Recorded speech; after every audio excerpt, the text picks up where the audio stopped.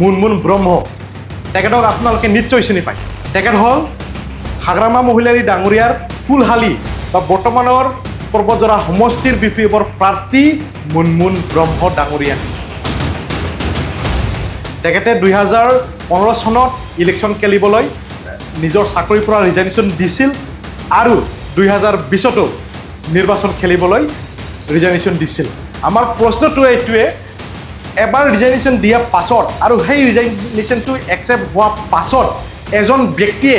একেটা পোষ্টত কেনেকৈ দুবাৰ নিযুক্তি পাব পাৰে এটা সত্য নাকি যে বিটিচিবাসী ৰাইজে যি অভিযোগ আনি থাকে যে হাগ্ৰামা মহিলাৰী 17 বছৰ শাসনকালৰ চাকৰি নিযুক্তিৰ ক্ষেত্ৰত বা চাকৰি পাবলৈ কোনো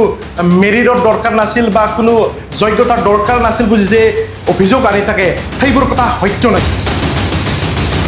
নমস্কাৰ মই যিবোৰ কথা কম তথ্য আকাৰে কম হাগ্ৰামা মহিলাৰী ডাঙৰীয়াৰ শাসনকালত 17 বছৰ শাসনকালত হাগ্ৰামা মহিলাৰী ডাঙৰীয়াই চাকৰি নিযুক্তি দিয়া ক্ষেত্ৰত কোনো আইনী প্ৰক্ৰিয়া ফলো নকৰাকৈ নিজৰ ইচ্ছামতে নিজৰ পৰিয়ালৰ লোকসকলক বা নিজৰ ঘনিষ্ঠ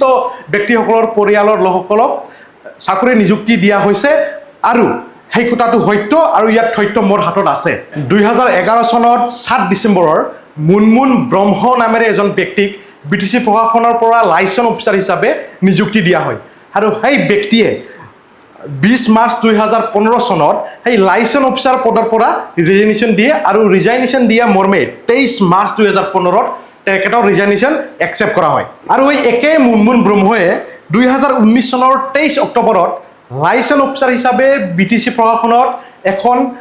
সাৰ্ভে ৰিপৰ্ট বা এখন ৰিপৰ্ট তেখেতে পঠায় যে সেই সময়ত থকা ষ্টাফবোৰৰ নাম বা তেখেতৰ তালিকা তেখেতে বিটিচি প্ৰশাসনলৈ লাইচেন্স অফিচাৰ হিচাপে প্ৰেৰণ কৰে আৰু সেই তালিকাত তেখেতৰ নাম লাইচেন্স অফিচাৰ হিচাপে মুনমুন ব্ৰহ্ম বুলি তেখেতৰ ইনক্লুড আছে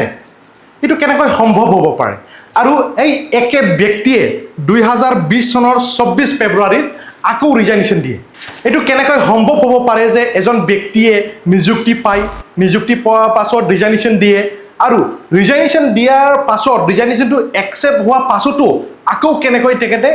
লাইচেন্স অফিচাৰ হিচাপে একে ব্যক্তিয়ে একে সেম পোষ্টত তেখেতে কেনেকৈ নিযুক্তি পায় আৰু লাইচেন্স অফিচাৰ হিচাপে একে ব্যক্তিয়ে কেনেকৈ বাৰে বাৰে দুবাৰ নিযুক্তি পাইখিনি কাম কৰিব পাৰে বা তেখেতৰ নিযুক্তি প্ৰক্ৰিয়াটো কেনেকৈ আছিল ইয়াৰ প্ৰশ্ন হাগ্ৰামা মহিলাৰী ডাঙৰীয়াই দিব লাগিব সেইটো কথা সত্য নাকি যে বিটিচিবাসী ৰাইজে যি অভিযোগ আনি থাকে যে হাগ্ৰামা মহিলাৰী 17 বছৰ শাসনকালৰ চাকৰি নিযুক্তিৰ ক্ষেত্ৰত বা চাকৰি পাবলৈ কোনো মেৰিটৰ দৰকাৰ নাছিল বা কোনো যোগ্যতাৰ দৰকাৰ নাছিল বুজি যে অভিযোগ আনি থাকে সেইবোৰ কথা সত্য নাকি এইটো কথা আজি স্পষ্ট হ'ল যে হাগ্ৰামা মহিলাৰী ডাঙৰীয়াৰ শাসনকালত চাকৰি পাবলৈ কোনো মেৰিটৰ কথা অহা নাছিল কোনো যোগ্যতাৰ কথা অহা নাছিল কোনো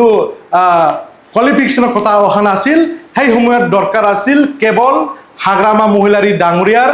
পৰিয়ালৰ ব্যক্তি হ'ব লাগে বা তেখেতৰ ঘনিষ্ঠ ব্যক্তিসকলৰ পৰিয়ালৰ এজন সদস্য হ'ব লাগে মই যোন ব্যক্তিৰ নাম বাৰে বাৰে লৈ আছোঁ মুনমুন ব্ৰহ্ম তেখেতক আপোনালোকে নিশ্চয় চিনি পায় তেখেত হ'ল হাগ্ৰামা মহিলাৰী ডাঙৰীয়াৰ কুলহালি বা বৰ্তমানৰ পৰ্বতজোৰা সমষ্টিৰ বিপিএফৰ প্ৰাৰ্থী মুনমুন ব্ৰহ্ম ডাঙৰীয়ানী তেখেতে 2015 চনত ইলেকশ্যন খেলিবলৈ নিজৰ চাকৰিৰ পৰা ৰিজাইনেশ্যন দিছিল আৰু 2020তো নিৰ্বাচন খেলিবলৈ ৰিজাইনেশ্যন দিছিল আমাৰ প্ৰশ্নটো এইটোৱে এবাৰ ৰিজাইনেশ্যন দিয়াৰ পাছত আৰু সেই ৰিজাইনেশ্যনটো একচেপ্ট হোৱাৰ পাছত এজন ব্যক্তিয়ে একেটা পোষ্টত কেনেকৈ দুবাৰ নিযুক্তি পাব পাৰে এইটো কেনেকৈ সম্ভৱ হয় আমাৰ প্ৰশ্নটো এইটোৱে কেৱল মুনমুন ব্ৰহ্ম ডাঙৰীয়াৰ ক্ষেত্ৰত নহয় হাগ্ৰামা মহিলাৰী ডাঙৰীয়াৰ 17 বছৰ শাসনকালত নিযুক্তিৰ ক্ষেত্ৰত এনেকুৱা বহু অনিয়মীয় নিযুক্তি দিয়া হৈছে এইটো আমি আজিৰ দিনত ক'ব পাৰোঁ আৰু মই বেছি দীঘলীয়া কৰিব ইচ্ছা নাই ৰাইজে জানে আৰু ৰাইজে চিন্তা কৰিব যে অহা নিৰ্বাচনত কাক আকৌ ক্ষমতাত বহাব লাগে ৰাইজে এইটো জানে আৰু মই বেছি দীঘলীয়া নকৰোঁ ধন্যবাদ